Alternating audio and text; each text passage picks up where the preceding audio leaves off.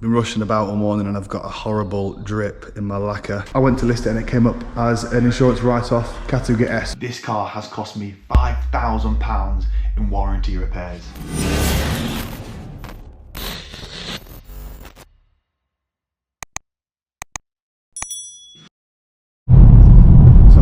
Car today and it wouldn't start. I jumped it off and it's come back on, but I think the alternator's gone. So if you watch the needle, I'm losing revs. I've got everyone like possible on and I've got no power steering. I can't open the windows. Yeah, it's not ideal. It's just cut out a second ago, but luckily we were going fast enough that I could drop the clutch and bump start back in again. Yeah, I deal with enough problems with other people's cars in this game without my own car going wrong, but it's just the joy of cars. So for anybody that's watched my previous videos, I spoke a little bit about the fact that being a car dealer isn't all rosy, it isn't all profit money, really isn't. Sometimes you get a good win, like I did on the Nissan Juke in the first episode. Sometimes you get an alright win, like I did on the Astra in the second episode, and other times you lose money, and usually it's your fault. So this is a Ford Kia that I bought from another trader. It's on a 2010 plate, well 60, so that means later part of 2010, early part of 2011. I paid £650 for this, only I did an HPI check this vehicle. So I got it already, did all the preparation on the vehicle, got it for an MOT. I went to list it and it came up as an insurance write-off, category S, which means structural damage. So this vehicle's gone from being worth 1,600 quid to about £1,000. Now I've got someone coming to view it today. I have just noticed as well, again, it's just been a bit of a shit show from start to finish with this. I did notice that down here at the bottom, I've got some lacquer peel. So I'm going to quickly get this painted up and hopefully get it sold today and move on. Hopefully I'll only lose a couple of hundred quid, but we'll see what we negotiate.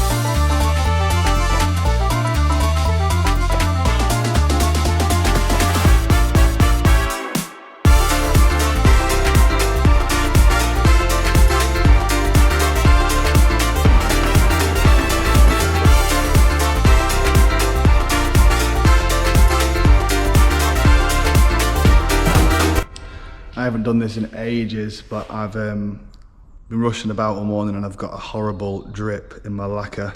Let's take a look.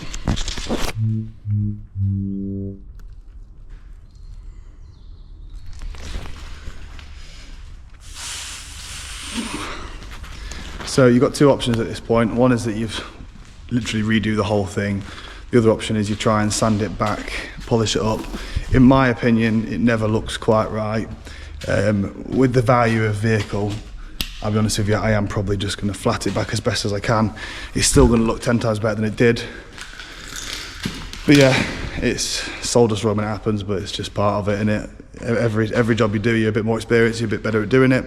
Hopefully a little bit less likely to do it, but it's one of them things, isn't it? So after a couple of hours of carefully sanding that lacquer drip, it looks good.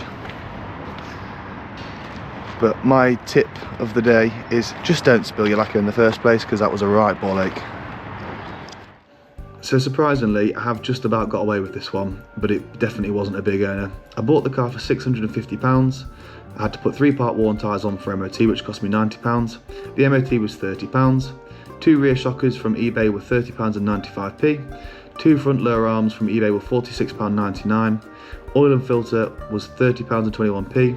A rear axle was £120, and I sold the vehicle for £1,200, so the VAT to be paid is £90 and 85p, leaving a profit of £106. So I've just had a call from Jack. He's gone out to photograph a car. We photoed them in like a field in the back of a community village hall, and it's hammering it down with rain, and he's now, the wheels are dug into the ground and he can't get out of the field. So I don't know what I'm going to do, but I'm going to head down now to try and help, but probably just point and laugh. I'm going to chuck some cardboard in the boot maybe, see if I can chuck it under the wheels to give it something to grip to, but yeah, we'll see what happens. There he is, look. Stuck in the mud. So my plan of attack here is I've got some cardboard.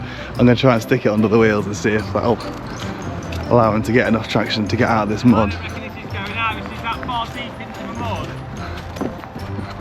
Look how low it is. Look at the state of this grass. Are you going to have to pay the community hall some money for the damage?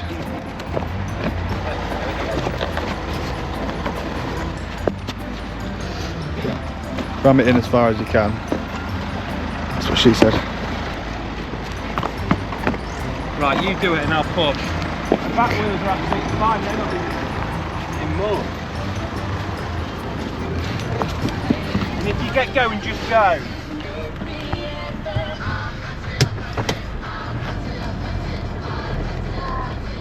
Hang on, and again, 1, 2, 3. Let it roll back and then do it again. Roll back, go. Rocking it. A few moments later. I think this is going to need pulling out. Hey? I think this is going to need pulling out. One job.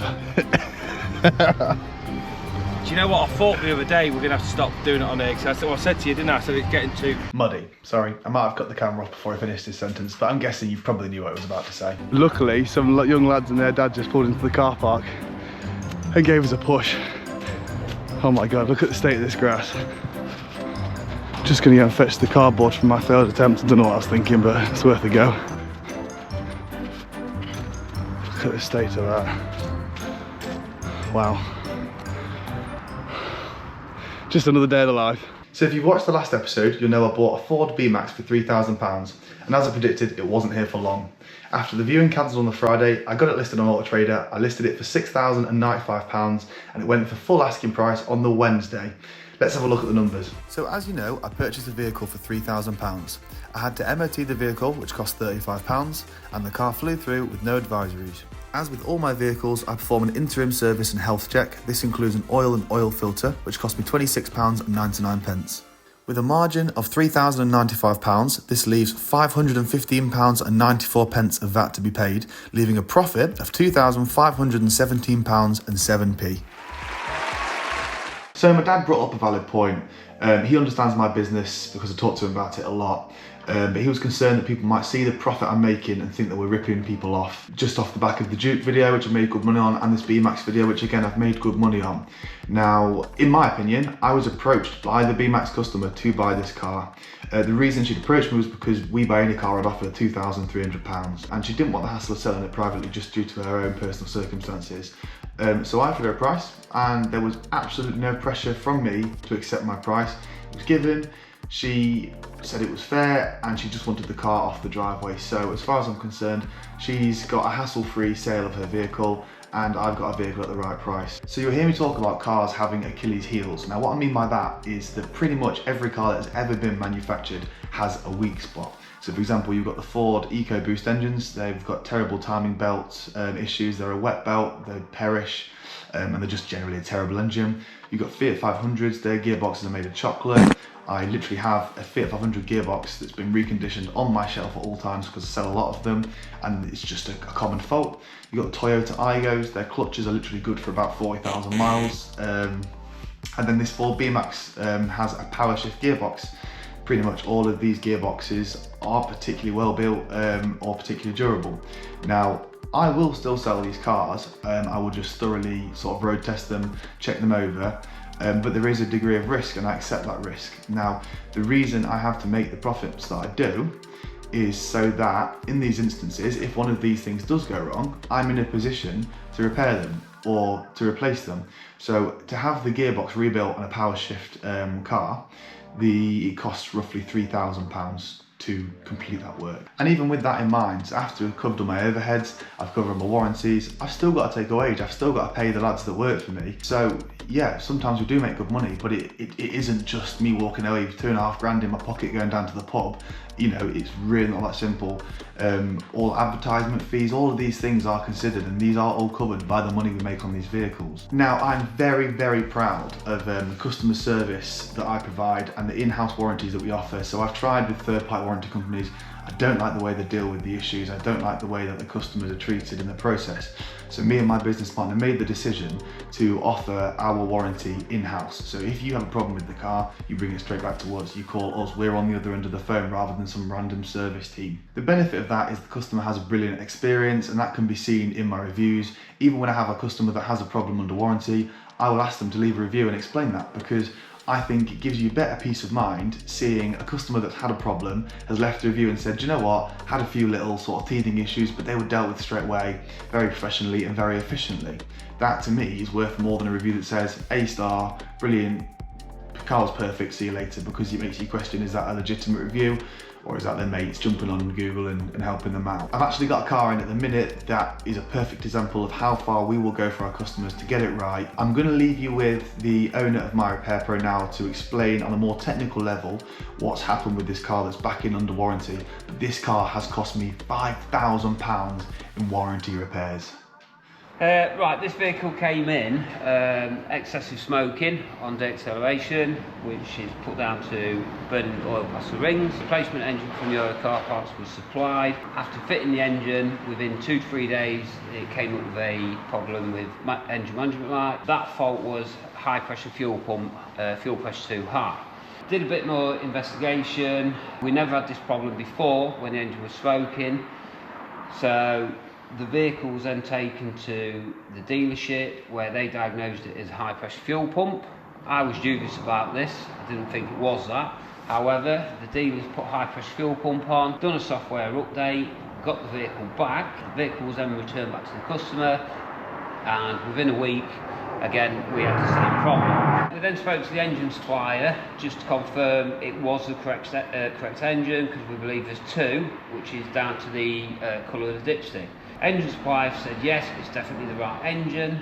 So then we've gone back to the dealership, took the car back into them, and they basically now told us it's got the wrong engine. So now there's a bit of an argument on who's right, who's wrong. On this vehicle, 1.2 PureTech, the high pressure fuel pump runs on the inlet camshaft. Now my theory on this is, yes, it could be the wrong engine, and the only thing that can determine that is the profile on the inlet camshaft, which runs the high pressure fuel pump. So now we've stripped it and we're replacing the inlet camshaft with a genuine camshaft. We've removed it, and the numbers on the inlet camshaft are actually different to the numbers on the one that came out. This could be down to the part number being changed through the manufacturer, or in my theory, this is actually a different camshaft. So fingers crossed, this is going to cure the vehicle and we don't see it again. So that gives you a very detailed explanation of what has happened. So what Lee has done on that car, at that point where I left it with him, he was still reassembling the car and we've yet to road test the car. We have since road tested it. That issue is now, thank God, is now resolved, and the car is on its way back to the customer on Monday. Citroen were wrong because they said it was the wrong engine when actually it was the correct engine, just the wrong part. And Euros were wrong because whilst they're correct, it is the right engine, it had been assembled wrong, which obviously I don't expect to, when I've paid 2.5 grand for an engine, I don't expect it to be wrong. So there's an argument to be had with both of those guys. However, the main thing is the customer is now back in their, or will be back in their car as of Monday. That's the main thing. But I am going to go after compensation from both of them for incorrectly diagnosing and fitting parts that didn't need to be fitted on their own cars, which is just, you know, you hear people say don't use main dealer. Well, here's a perfect example of why you should not use main dealer. They do not know what they're doing. So I'm not going to spend too long on this because it pains me to go through these numbers. I keep imagining the beautiful family holiday I could have gone on with this money, but I'm sure you guys are interested to know the breakdown. So the reconditioned engine from Euro Car Parts was £2,698.78. The inlet camshaft from Citroen was £490.84. Citroen misdiagnosing and fitting a high pressure fuel pump cost me £788.38. For Lee at My Repair Pro to complete the engine swap, 10 hours of labour and your bits and bobs came to £632.54.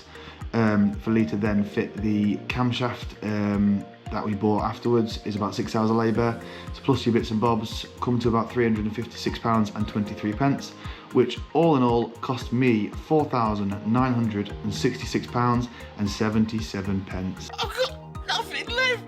Wow.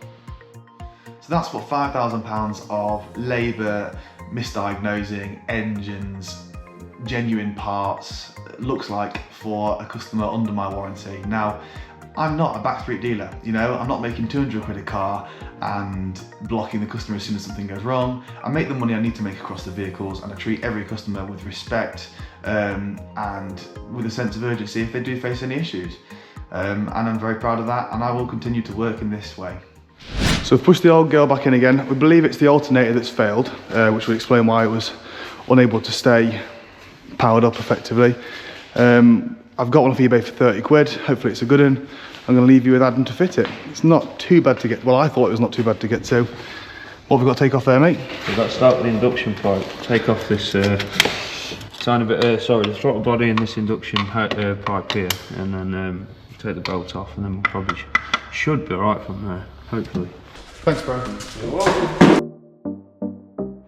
We're lucky enough to have a few cars in the household. This is our high mileage hero that we paid £900 for. She's a 2010 BMW 318D Touring with over 212,000 miles on her clock. She was predominantly bought for my partner Fran, who has her own cleaning business, so the big boot is perfect for her supplies and equipment. We also have a 9-stone Rottweiler called Monty, who insists on standing up no matter how far we're going, so it is a necessity for us to have at least one of our cars with plenty of space. Over the last couple of years, she's had her fair share of work though, and isn't quite the cheap workhorse that we intended for her to be. After a few months of ownership, Fran had an argument with a curb and somehow bent the steering rack, an anti-roll bar link, and one of the alloys. Luckily the steering racks on these don't need to be coded, so I was able to grab one off eBay for about 50 quid, along with a second-hand wheel. When it came for MOT, it failed on the DPF, which stands for diesel particulate filter, due to it having supposedly been tampered with. Upon closer inspection, it turns out that the DPF had been hollowed out and mapped out of the car. I definitely didn't buy a cheap second-hand aftermarket one for the MOT, then swap it back to the hollowed out one. I'm very responsible and bought a new one for £500 and then paid £200 to have the DPF mapped back into the car's ECU software. Promise.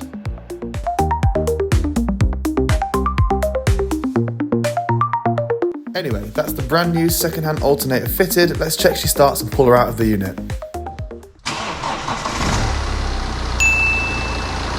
What are we doing with this Fiat 500 now the clocks are fixed? As you can hopefully see on this bumper, the paint is really cracked along the front here.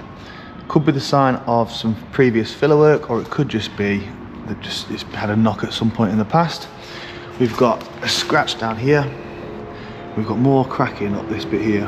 And on the rear bumper, we've got the same rippled crack effect. So we're going to do 2 bumper repairs on this car. Let's get to work. First off, before I start sanding, I roughly mask off the area and give the bumper a good clean. Next, I sand the damage back as best that I can. It's actually much deeper than I anticipated, so I ended up stripping it back much further than I expected.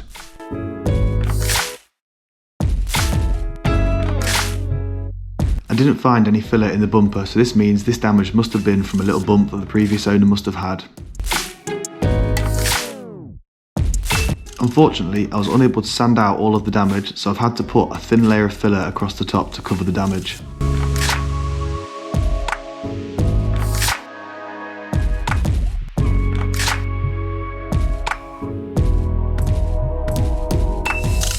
So whilst I'm waiting for that filler to dry, I have been going around the car and dealing with the other parts of damage on the bumpers. Absolutely covered in dust, but there we are. So you can see on this bumper, I've sanded it out. That actually is really smooth now. So I think with this damage, I'm going to get away with just a bit of primer and then obviously painting. Same with the damage on the front. I had another area here, which again has come out, that's dead smooth now. That scratch down there is sanded out, so that's just going to be primered. So all's left to do is deal with this terribly filled front bit, which was a bit deeper, and I could still feel the scratches even once I'd sanded it back. So as soon as that's finished curing, we'll get to sanding that back. I'm not sure yet whether I might need to put another layer of filler on, we'll see, but yeah, that's what we're up to. Now the filler is dry, I sand it back using my rotary sander. In an ideal world, I should have used a block for this, however I run out of pads to put on the block. This did show in the finish and it wasn't quite as smooth as I would have liked, but like I always say, I'm not a professional painter, and as long as the car looks better than it did when it came out, I'm generally quite happy with the results.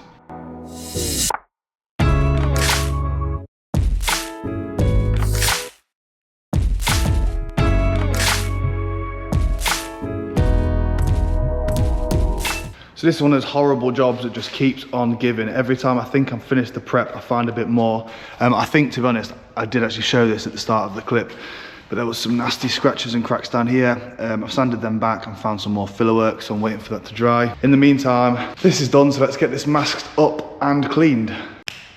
There we have it. So next step is, I'm gonna flat this down real quick, bang some primer on the areas that I have sanded, and then that's ready for paint. We can focus on the front. All I'm doing here is taking a Scotch-Brite pad in water to the back bumper just to take the shine off the bumper and give the paint and lacquer something to adhere to. Next, I apply a couple of layers of primer to the areas that I have sanded back. Next, I log into my MIPA portal, enter the paint code for my car and pull up the list of tinters I'll need to mix this shade of paint.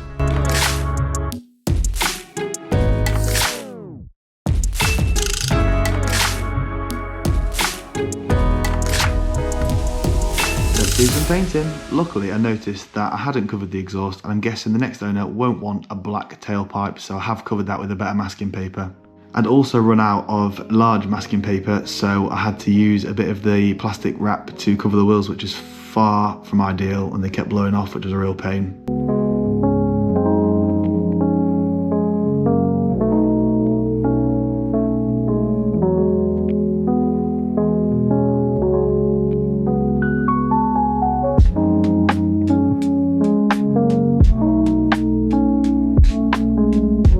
And on goes the lacquer. Let's make this girl shiny.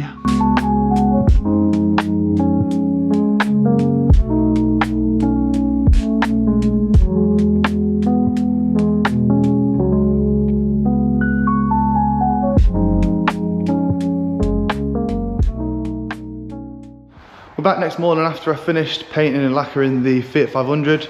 I'm really happy with how the rear bumper's come out. It's absolutely shining.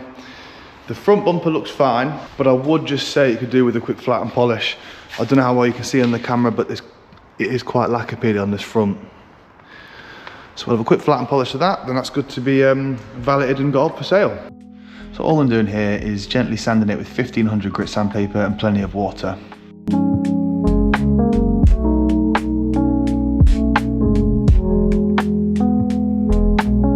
After that, we run over it with a rotary polisher and some Ferriclet G3 compound.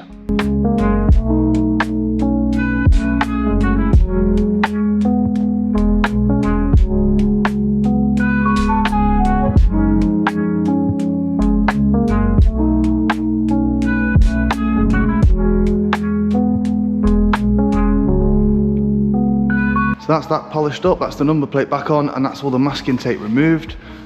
As you know, I love a set of headlights, so I'm going to give these a quick buff. That one's a lot worse than the other one. Neither of them are particularly bad, but we'll give them a quick once over just to get this front end popping. And she's back from a good bath. Looks all right. There is a few scratches and marks, and it looks like I might not have masked up very well on this bonnet here. That's like a bit of overspray from my painting, so I'm going to have to get the buffer on that to buff that off. Aside from that, you've got a few little marks on this door. Again, I'll just get touch up on those. Inside, not a massive amount of work to do. The seats need a good wet vac because they're a bit dirty. Footwells need a good hoover. It smells a bit like the old marijuana. But there's some cigarette smoke there, which supports my theory. But yeah, let's get to work, get this cleaned up and get it up for sale.